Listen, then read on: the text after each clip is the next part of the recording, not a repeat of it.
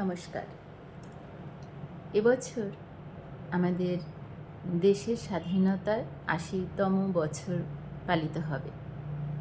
তাই সারা দেশ জুড়েই তার নানা রকম প্রস্তুতি পর্ব চলছে। সেটাকে মাথায় রেখেই আজকে দু চার কথা। প্রথমে একটা গল্প বলি। গল্প মানে একটা ঘটনা চিন্তা করার জন্য। ধরুন রাস্তা দিয়ে একটা লোক বাইক চালিয়ে যাচ্ছে।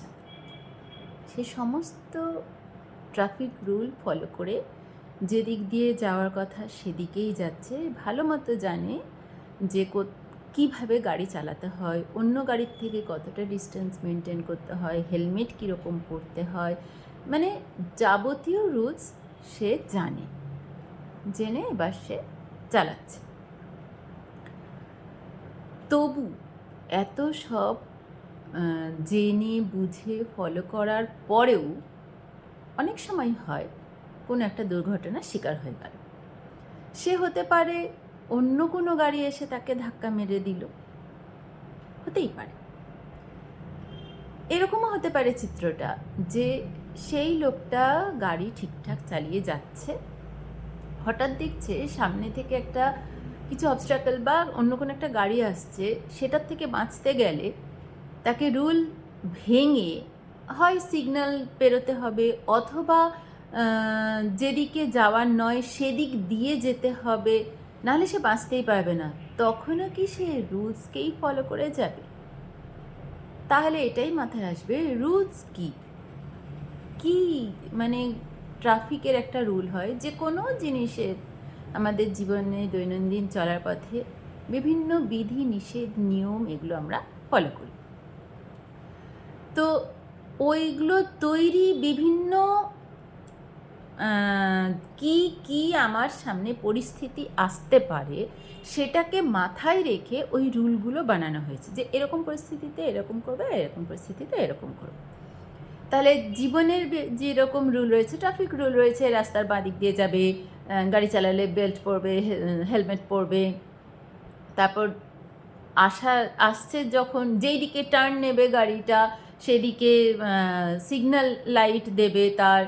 তো এগুলো তো একজন যদি ফলো করে তবুও কি বলতে পারি কোনো দিন তার কোনো অ্যাক্সিডেন্ট হবে না? এটা বলতে পারি না। কারণ যখন আমি রুলটা ফলো করছি, হতেই পারে অন্য আরেকজন আমার সামনে যে রয়েছে সে রুলটা ভালো মতো ফলো করেনি, অ্যাক্সিডেন্ট হতে পারে। আবার কোনো রুলসের প্রয়োজনই নেই, অন্য কেউ রুলস ভাঙছে না, হঠাৎ করে কোনো একটা অবস্ট্রাকলে এসে অ্যাক্সিডেন্ট হতে পারে। তাই সবথেকে বড় বিষয় হচ্ছে আমাদের জীবনের চলার পথে, জীবনের রাস্তায় একটাই নিয়ম, যে সেখানে কোনো নিয়ম নেই, বাধা ধরা কোনো নিয়ম সেখানে নেই। মানে নিয়ম নেই একটা উচ্ছৃঙ্খল হবে, সেটা নয়। আমি কখনোই বলতে চাইছি না যে কোনো একটা জায়গায় গিয়েছি সেইখানে যা পার্টিকুলার নিয়ম রয়েছে বা রাস্তার ট্রাফিক আইন যা রয়েছে সেটা মানব না, যেহেতু নিয়ম ফলো করলে জীবন বাঁচে না তাই আমি মানব না, এটা আমি কিন্তু বলতে চাইছি না। আমার বলার উদ্দেশ্য হচ্ছে যে যেখানে আমি যাব সেখানে যেটা রুলস, আমি যদি স্কুলে যাই স্কুলের একটা ডিসিপ্লিন আছে, সেই রুলস ফলো করব।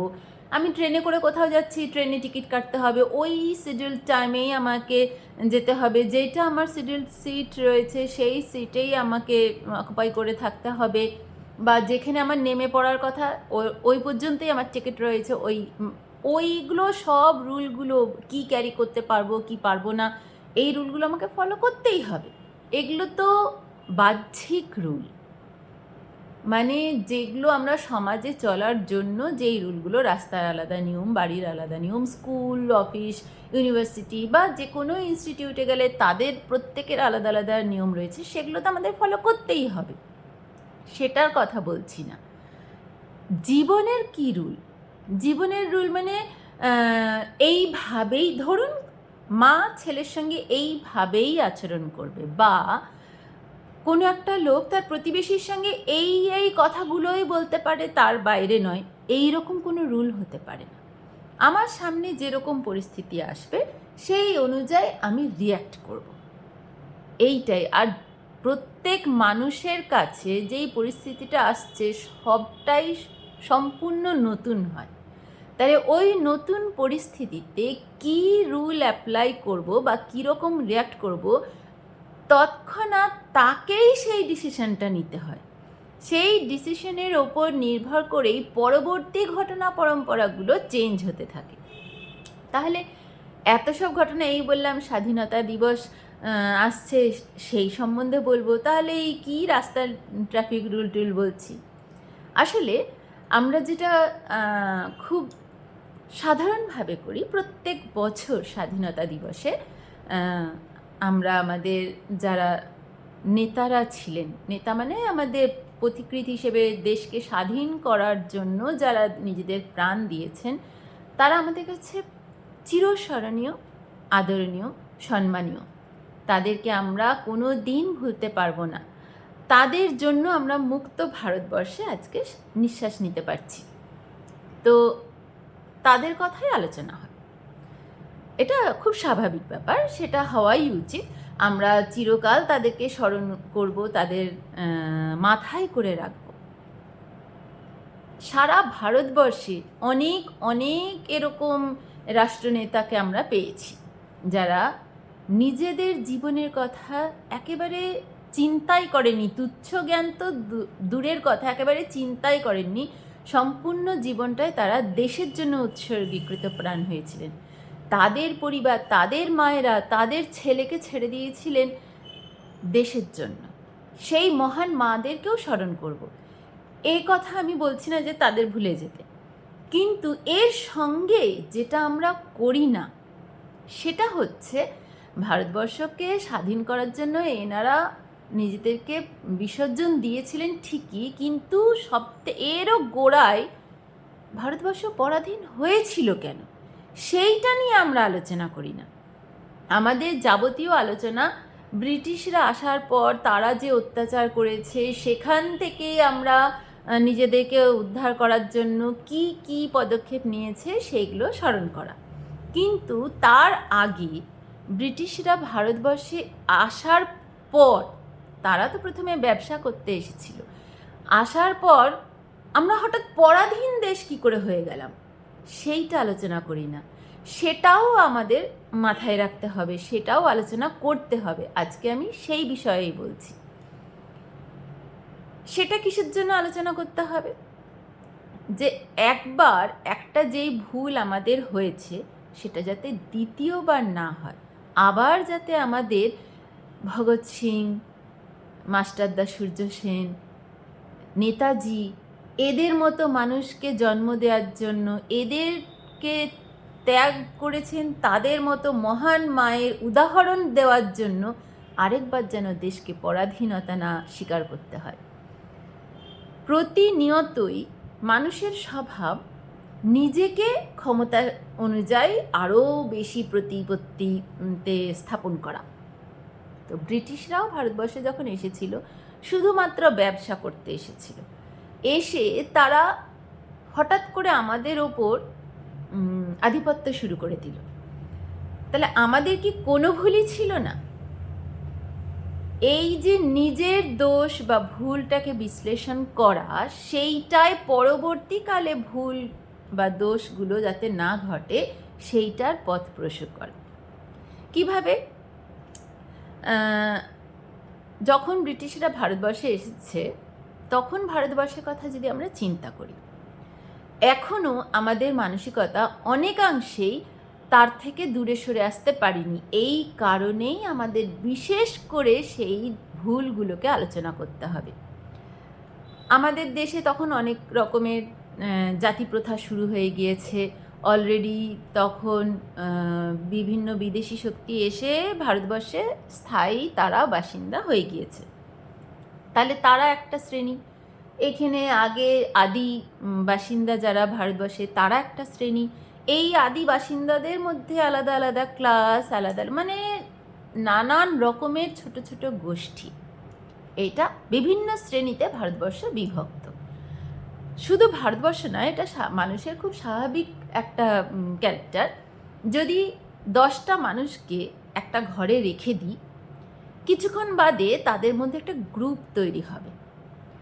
10 জনই যে একটাই গ্রুপে থাকবে তার কোনো মানে নেই। তারা নানান রকমভাবে নিজেদের ক্লাসিফিকেশন করতে পারে। শুধু মানুষকে কেন, হয়তো নিজেদের মনের মতো হচ্ছে বন্ধু যারা, তারা একটা গ্রুপ হলো, অন্যরা একটা গ্রুপ, এরকম। মানুষও দরকার নেই। একটা মানুষকে একা একটা ঘরে রেখে দিয়ে যদি নানা রকম জিনিসপত্র, খালি বল, খেলনাপাতি এরকম দিয়ে যদি রেখে দেওয়া হয়, সে বোর হবে। বোর হতে হতে কী করবে? প্রথমে ক্লাসিফিকেশনের জন্য সে বলগুলো আলাদা করবে, স্কোয়ারগুলো আলাদা করবে, ট্রায়াঙ্গেলগুলো আলাদা করবে, ব্যাগগুলো আলাদা করবে।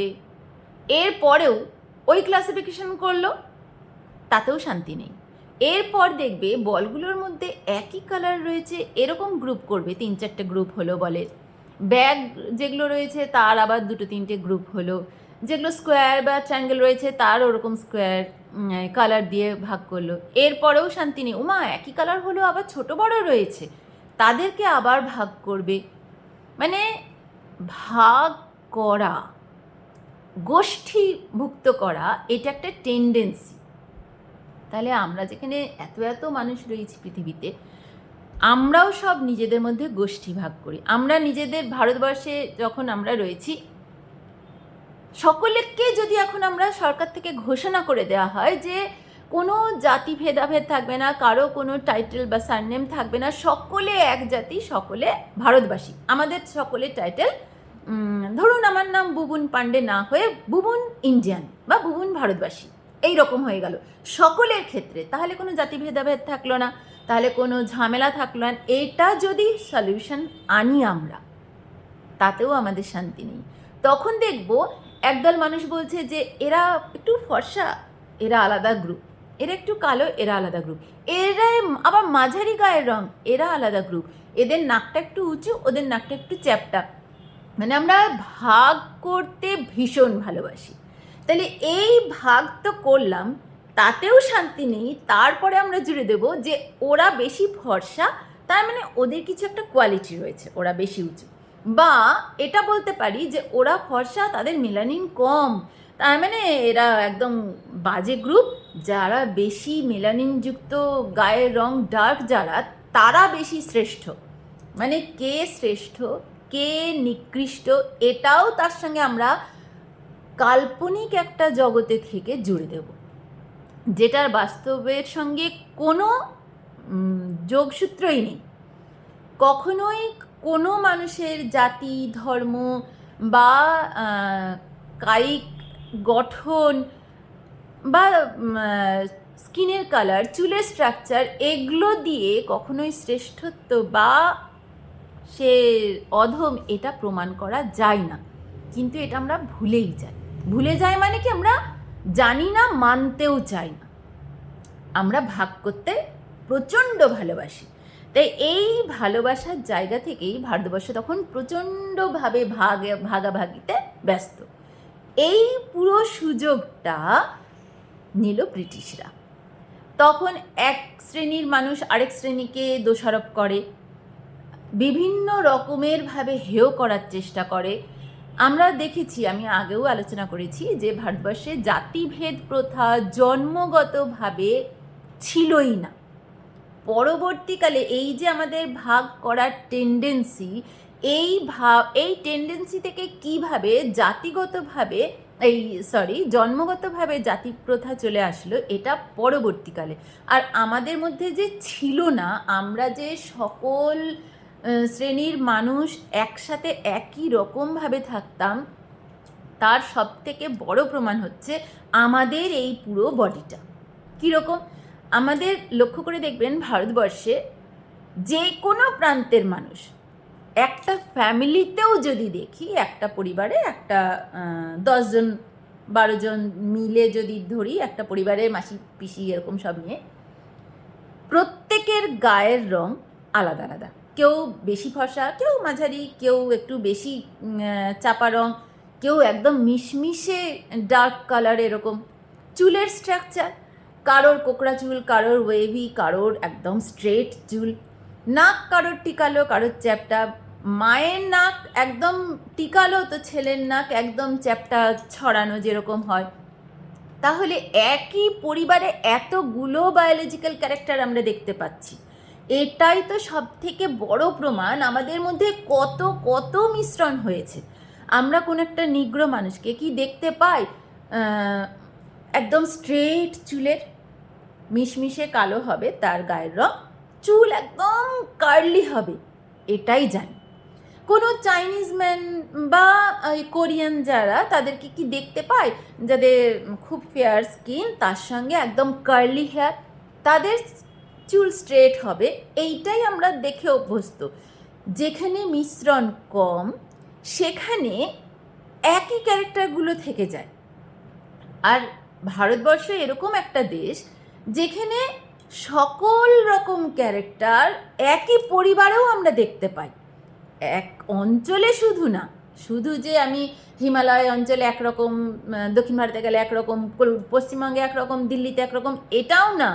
আমরা একই পরিবারের মধ্যে বিভিন্ন রকমের বায়োলজিক্যাল ক্যারেক্টারগুলো দেখতে পাই। এটাই সব থেকে বড় প্রমাণ আমাদের মধ্যে প্রচুর প্রচুর মিশ্রণ হয়েছে।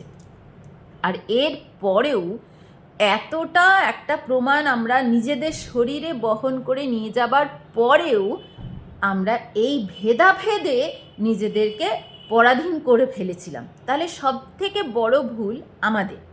ওই ভেদাভেদটা যদি আমরা নিজেদের ভুলটাকে জেনে রেকটিফাই করে যে সেই পথে আর আমরা হাঁটবো না, আর আমরা একে অপরকে অন্তত কোনো আলাদা গোষ্ঠী বলে দোষ দিয়ে বা একে অপরকে হেয় প্রতিপন্ন করে নিজেদের দুর্বলতাকে আর ডাকবো না, এইটুকু যদি মাথায় রাখতে পারি তাহলে আমাদের ভারতবর্ষের এত এত মানুষ তারা সকলে এক হতে পারবে।